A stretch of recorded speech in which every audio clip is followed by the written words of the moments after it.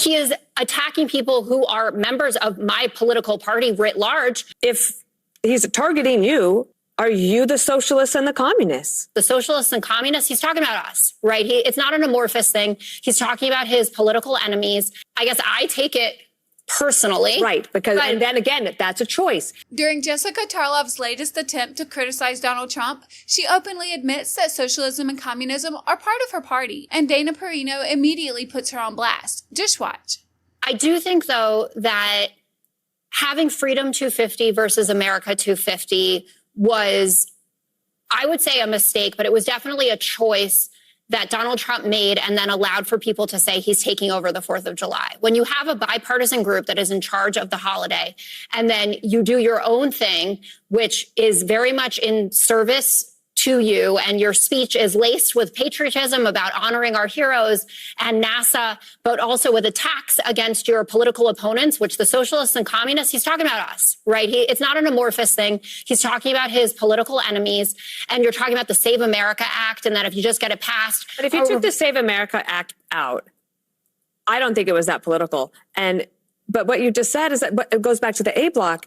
If he's targeting you, are you the socialists and the communists? He's making a distinction for you. You guys should take him up on it. Well, I believe that I have. I'm a big believer in capitalism. Well, you just said that he's attacking his political enemies. Like, if that's not you, if you're not the socialists and the communists, and they're aside, then he's not attacking you.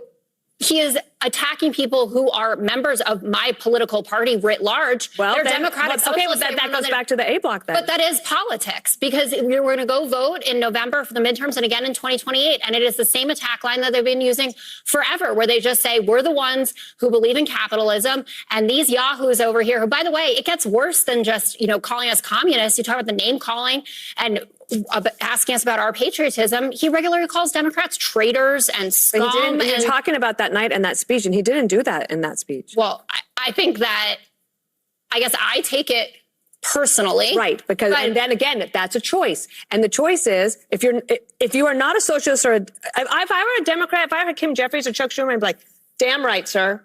That's right. We're not for communism and we're not for socialism, and take them up on it and run with it. Instead, say, why are you attacking us? These are people in our party. And if that's the case, then they're in your party. And so when Harold or you say, well, they're not really a part of the party, I'm like, well, I don't think we can say that anymore. Socialists are, but communists are not. And people have said Daria Lisa doesn't have a place in it. It seems like Jessica wants people to believe that socialism and communism are two completely separate ideas. She keeps trying to draw a line between the word socialism and the word communism, as if the two have absolutely nothing in common. But we all know that's not really the case here. In fact, Marco Rubio explained exactly what it is back in 2020 when he predicted the rise of democratic socialism. Democratic socialism sounds benign, but at the core of democratic socialism is Marxism. And at the core of Marxism is this fake offer that if you turn over more of your individual freedom, we're going to provide you security. We're going to provide you free healthcare. We're going to provide you free education. But the problem is that when they can't deliver on it, or when you're not happy with it, you don't get your freedoms back. And by freedoms, I don't just mean elections. I'm talking about the right to choose your own doctor, the right to make healthcare decisions for yourself, what your kids learn in school, what schools they go to. All that stuff you lose control over, and you don't get it back just because the security they promised you didn't happen.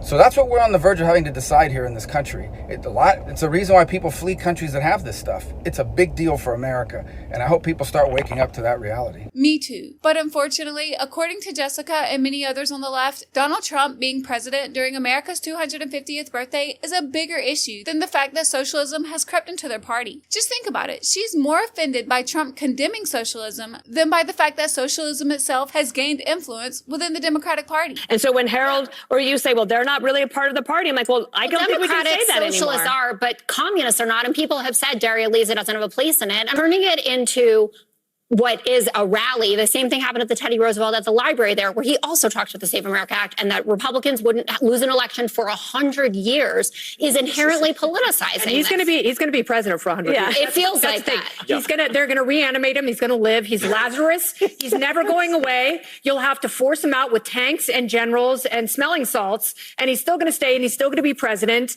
And J.D. Vance is his love child. Like, these are all the things that Democrats torture themselves with. And It's a losing proposition. This is why socialists are winning. This is why socialists/communists are winning, because Democrats have ceded all the territory to being terrified of Donald Trump, who is not going to be president after 2 years. He will no longer be president. But that's all you can talk about. That's all you can think about. That's all you hyperfixate on. And I was wondering when this was going to manifest, because I knew this was secretly driving them crazy, that he gets to be president during 250, which is a big deal. That's why you don't have it on the South Lawn. You have it as big as possible with as many fireworks and as many veterans watching in these phenomenal places, creating pictures that you cannot replicate under any circumstances ever again. And that's great. That's what 250 should be. Go big or go home. And if you don't want to think about Trump, don't think about Trump. Right. Stay off social media. We went to a Yankees game. There was some horrible baseball, but my goodness, the veterans, the flags, the YMCA, it was all there, and no one was talking about Trump. Right. And I looked like a rodeo clown, and it was one of the best days of my life. Outside of politics completely, you can do it. I believe in you. You can do it, America. It seems like the left's biggest concern on America's birthday is Donald Trump. And instead of defending the very principles that made this country the greatest country on earth, they've completely lost the plot. Just like how emotionally distraught they are over Trump's celebration of America's 250th birthday. You really can't make this up. For some people, the central text in their lives is religious, and I respect that. For me, the Constitution has always carried that kind of weight. So that's why I'm so angry and feel betrayed. I do. I feel betrayed as an American by him on this. Not because I love the country less, but because I love the idea of America enough to resent seeing it cheapened by this man. America deserved better at 250. Donald Trump has ruined the American brand and the American birthday celebration.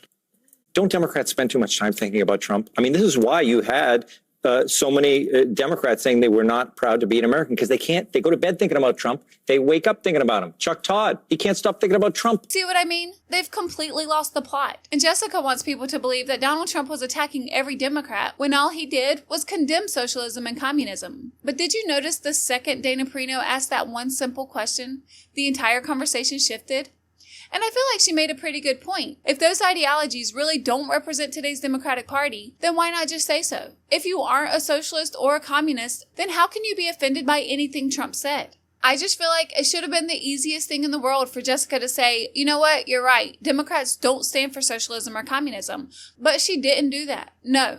Jessica was so busy playing the victim, making it seem like Trump was talking about all Democrats, that she ended up saying the quiet part out loud. And sometimes what people don't say is just as revealing as what they do say. Because Jessica had every opportunity to make it crystal clear that socialism has no place in the Democratic Party, and yet she never did. But at the end of the day, America's 250th birthday should have been about celebrating our country, the greatest country in the world. It should have been about honoring our founding fathers. It should have been about remembering the sacrifices that made it possible for the freedoms we enjoy today. But rather than celebrating 250 years of freedom, Jessica and many other Democrats spent their time arguing that Trump somehow ruined the occasion. Because the bigger story always has to be, but Donald Trump. And even when it comes to one of the biggest milestones in our nation's history, they just can't seem to get past their sick obsession with him. It doesn't matter what it is, whether it's Independence Day, Memorial Day, Christmas, Easter, the topic of conversation always circles back to Donald Trump. If Democrats truly wanted to bring Americans together, then maybe they should stop making every talking point about Donald Trump. Because the irony is almost impossible to miss. They want to sit there and accuse Trump of politicizing celebrations, yet they're the ones who spend every discussion talking about Trump instead of talking about America. They're so distracted by Donald Trump that they've literally allowed socialism to creep into their party. And they're still so focused on Donald Trump that they refuse to reject it. And one thing that I've never really been able to understand until now is the Democratic Party's position on socialism. They say it's just another Republican scare tactic, and that socialism isn't what today's Democratic Party stands for, and that it's just a buzzword conservatives use to try to label everyone on the left as radicals. But the minute Donald Trump criticizes socialism or communism, they immediately get offended. And I never understood why until now. Thanks to Jessica for admitting that the left has welcomed socialist ideology into their party, and for refusing to agree that those ideologies have no place in the United States.